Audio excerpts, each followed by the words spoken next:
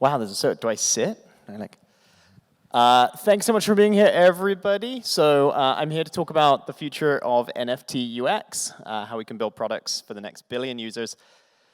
Otherwise known as Chris complaining about the current state of UX for, I think it's only 10 minutes they gave me, so it's going to be blissfully short. A little bit of context. My name's Chris. I run a company called Floor NFTs, and we're trying to make NFTs more understandable and accessible. And I've really spent the last 10-ish years in some way trying to think about the intersection of money, culture, transactions, personalization, and NFTs is just an incredible toy playground to do some of that in. So I wanted to start by framing what is UX. I think it's like a really overloaded term that can be used to mean a lot of different things. And I wanted to describe the way that I'm using it for the context of this.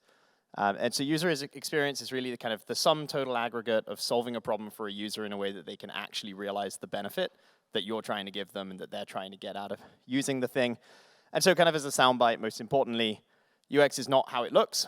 UX is what it does and how it does it and how successfully users can actually achieve those things that they're trying to do. By way of example, I think Craigslist is a UI that we all laugh about quite a lot. But actually, I would posit that as a UX, it was pretty good at the time because it took a new emerging technology in the form of the internet and the ability for information to move around, and it allowed people to actually solve the problem of finding a place to live or finding someone to buy a secondhand chest of drawers or whatever people did on Craigslist, as well as some of the other things that people did on Craigslist we don't really want to talk about. And then I think this is what I would categorize as a product. It's designed to solve a user problem. A little bit of a controversial example, one of my favorite tools and my personal wallet of choice, but I would posit that actually Rainbow has a great UI, but actually hasn't thought about solving very many of the UX problems that come along with buying NFTs or selling NFTs or browsing NFTs, minting NFTs, those real things that users are actually doing with them, let alone thinking about accessing the underlying utility of NFTs, managing memberships that their NFTs have, managing royalty rights and whatever else those NFTs can allow you to do.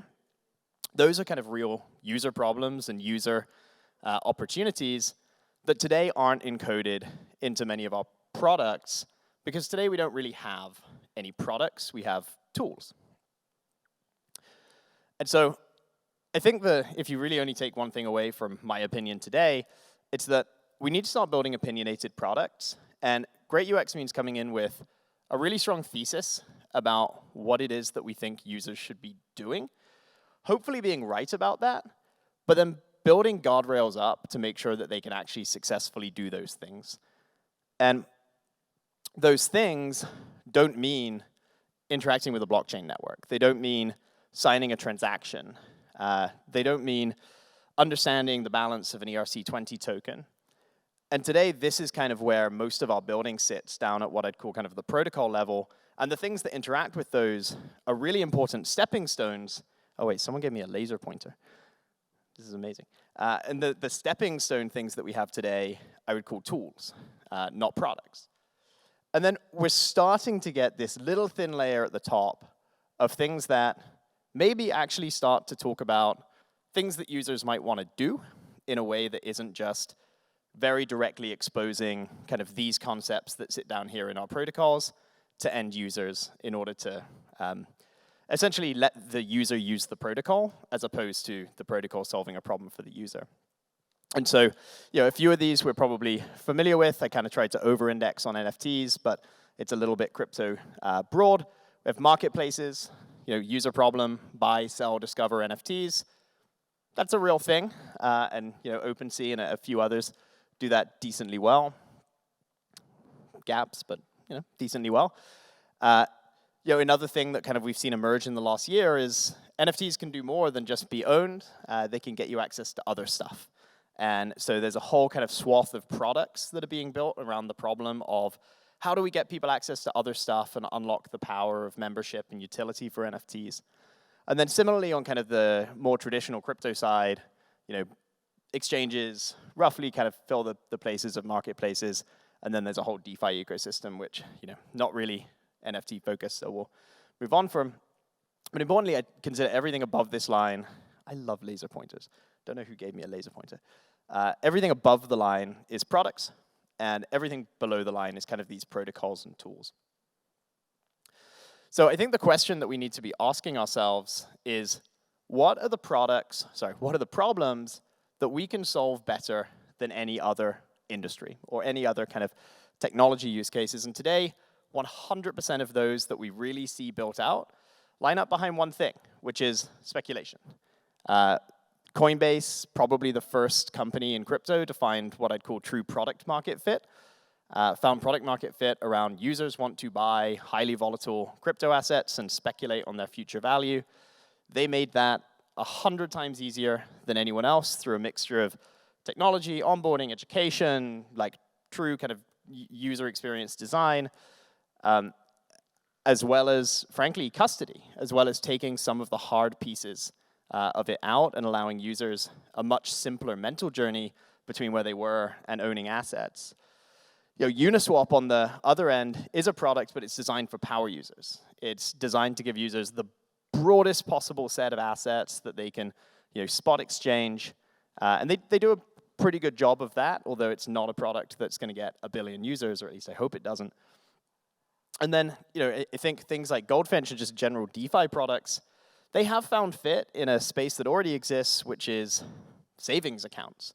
And today, we've seen things like Luna happen, and so probably the whole world isn't going to put their savings in DeFi anytime soon.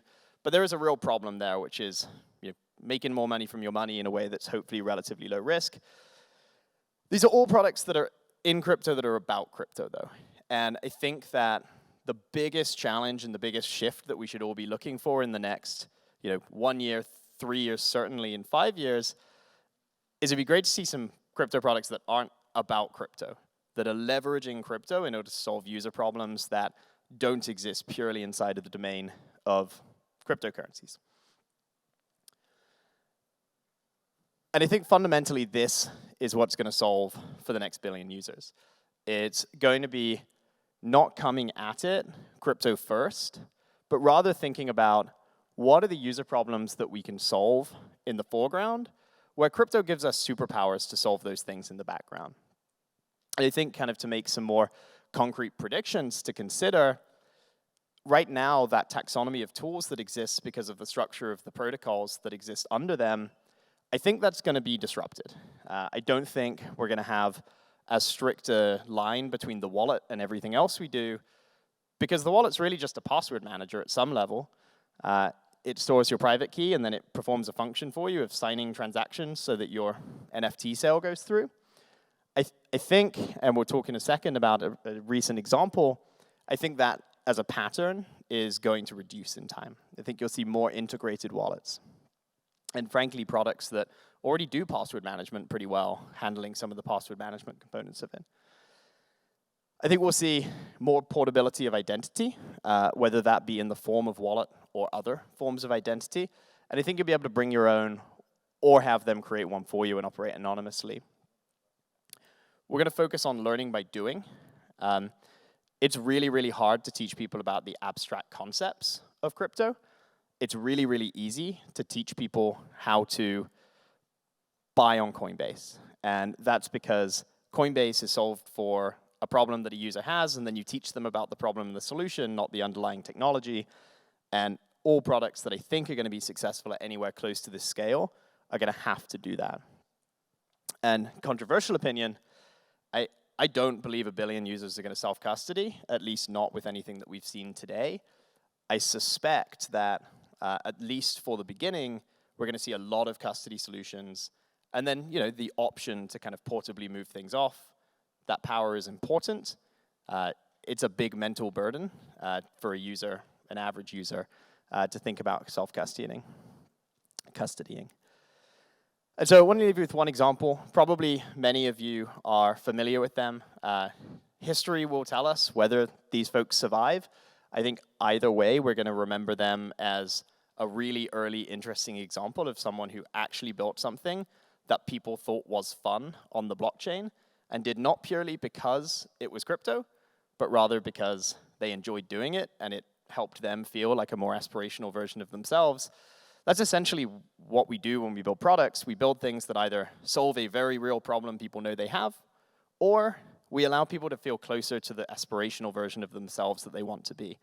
And I think in this case, STEPN definitely lent into the second one. So for anyone who's not familiar, STEPN is a move-to-earn concept. So, abstracting it in crypto terms, it's an NFT that you buy that allows you to yield. That's my walk-off. That allows you to yield, but you have to actually take physical action in the real world in order to do that. And in this case, that abstraction allowed people to be successful with it at a much greater scale than we've seen in other products, onboarding hundreds of thousands of users. So fortunately, that was my last slide. So let's make products with crypto that are about your users and not about crypto. Thank you very much for giving me your time, and I hope you have a great day at NFT.NYC. Thank you so much, Chris. Really appreciate it. Sorry, you had to walk me off. Thank you. Hey.